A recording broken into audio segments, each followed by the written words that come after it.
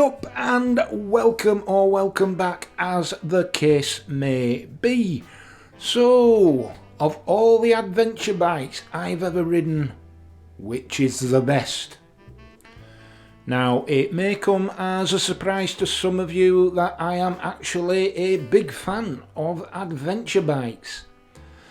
And there can be absolutely no denying that this classification of motorcycle has stolen a march on the popularity ratings, due in no small part to the early BMW GS's and the global success of a certain TV series, charting the exploits of a couple of movie industry lovies, poncing their way around the planet, lighting our own wayfaring ambitions whilst igniting their own flatulence. Any road up, enough schoolboy humour.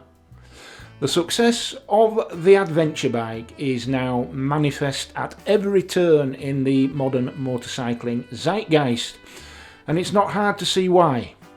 From the humble Royal Enfield Himalayan to the top of the range BMW GS Adventure and all points in between, these bikes represent the coming together of the well-established genres of the long-distance tourer and the Dakar-inspired go-anywhere off-road machine.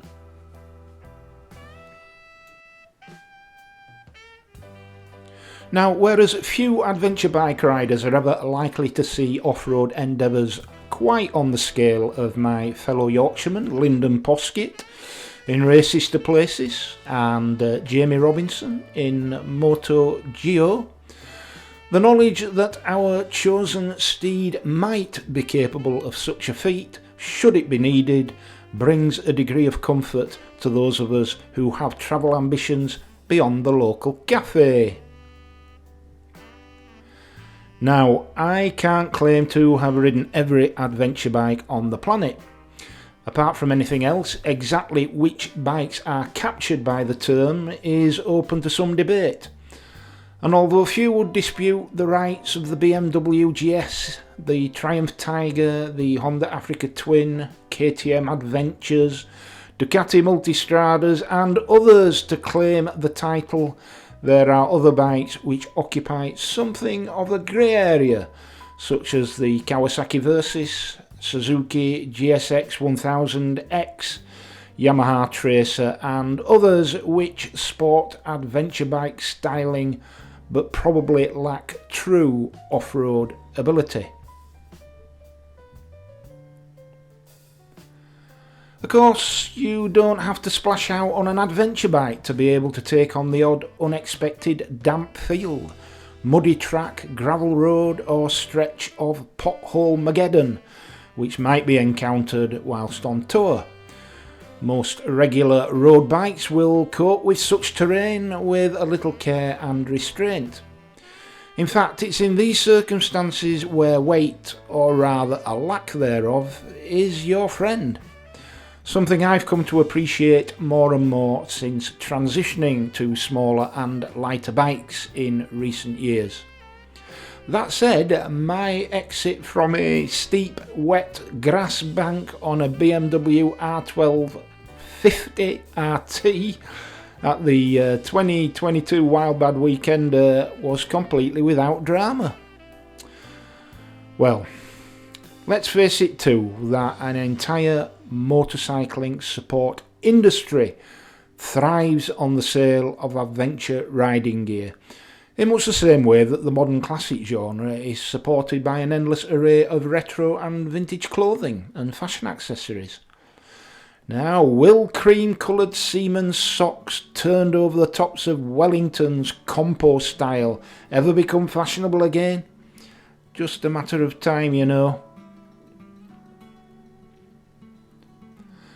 So given that a whole new motorcycling identity has emerged from all of this, it seemed only fair that I should give it some further consideration and look back at the adventure bikes I've ridden and occasionally owned in recent years, to see if I can come to any conclusions about my personal best of class.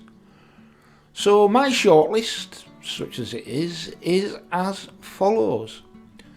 BMW R1200 GS Adventure, KTM 1290 Super Adventure, Honda VFR 1200X Cross Tourer, KTM 890 Adventure, Suzuki V-Strom 1050 and 1050DE, Suzuki V-Strom 800DE, Husqvarna Norden 901, Benelli TRK 500, Vosges Rally 300 and the good old Royal Enfield Himalayan. The old one, not the new one. So let me start by first taking out of the equation 3 of these bikes for reasons which I'll explain. So, leaving the competition tonight is, brackets, pause for effect, MasterChef style, the Benelli TRK 500, the Vosges 300 Rally and the KTM 1290 Super Adventure. Now, fair or not, I'm binning the Super Adventure because I had one. I had a 2017 model and it proved very unreliable with repeated electronic failures around critical systems which left me stranded on more than one occasion. In fact, once the gear lever dropped off. Now, I'm sure many people are riding these bikes without issue and that's all good. It's just that my experience was a bad one. As for the Vosges and the Benelli, well, I reviewed those bikes last year and whilst they seemed perfectly good and certainly representing great value for money, they did just feel a bit bland and lacking in gravitas. For me. Now next I'll knock out 4 other bikes, 2 of which I've owned. Honda Cross Tourer VFR 1200X, BMW R1200 GS Adventure and the Suzuki V-Strom 1050 and V-Strom 1050DE. Again, bikes I recently reviewed. And all great bikes in their own right, and all of which I very much enjoyed riding. In fact, I often wish I'd kept my old GSA. It was a 2009, the last of the single overhead cam air and oil cool models. It had character and it handled like a dream. But I'm leaving out these bikes because they're frankly all bigger and heavier than they need to be to qualify as a great all-rounder in my book. But don't forget, my book is just one of many.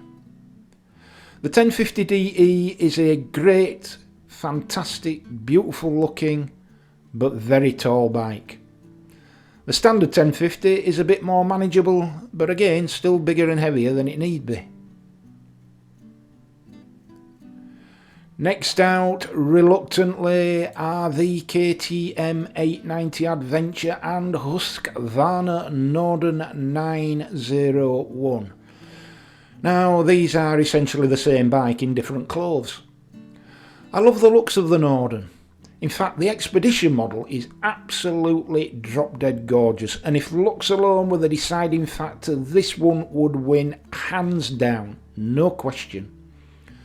Reviewing the Norden 901 last year, it did not disappoint, with that blistering V-twin engine which hugely outperforms the competition. It felt and looked the part of the consummate midweight adventure bike, but like the 890 Adventure, it carries the KTM albatross around its neck, with too many questions around reliability and after-sales service still circulating in some circles. To be fair, I had no real issues with my 890 Adventure during my 8 or so months of ownership, but for a bike to be right up there as a great all-rounder, it has got to inspire confidence. So that leaves us with the Royal Enfield Himalayan and the Suzuki V-Strom 800DE. These are both great bikes and for similar reasons. Both represent excellent value for money. Himalayans can be had new for under £4,000 in the UK and V-Stroms for under £9,000 if you shop around. And whereas the V-Strom's 83 brake horsepower dwarfs the Himalayan's 24, both bikes have great strengths, each more than the sum of their respective parts. And when I borrowed VFR Mitch's Himalayan for a few days, I was struck by a sense of all-day comfort and all-terrain competence. It felt safe, solid and dependable, and ridden to its strengths, did everything I expected of it and more. Yes, it's a close run thing, because both bikes invoked in me a comforting sense of safety and well-being, though perhaps for different reasons. But I said it at the time, and I'll say it again. When I reviewed the V-Strom 800DE, it seemed for all the world as if the bike had been designed around me. Goldilocks design elements and perfect levels of usable power and torque. Great build quality, legendary reliability, and good looks, especially in the blue and yellow. To me, of all the bikes I've ridden, this is the most perfect adventure bike. Okay, that's it for today. Please click like, please subscribe if you haven't already. Please feel free to share this video, and if you're feeling a little bit generous and you want to buy me a coffee, then feel free to click on the super thank icon below.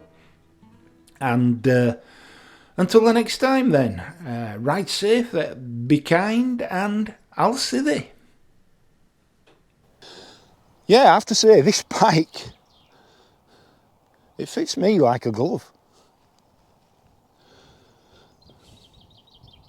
Very, very impressed indeed.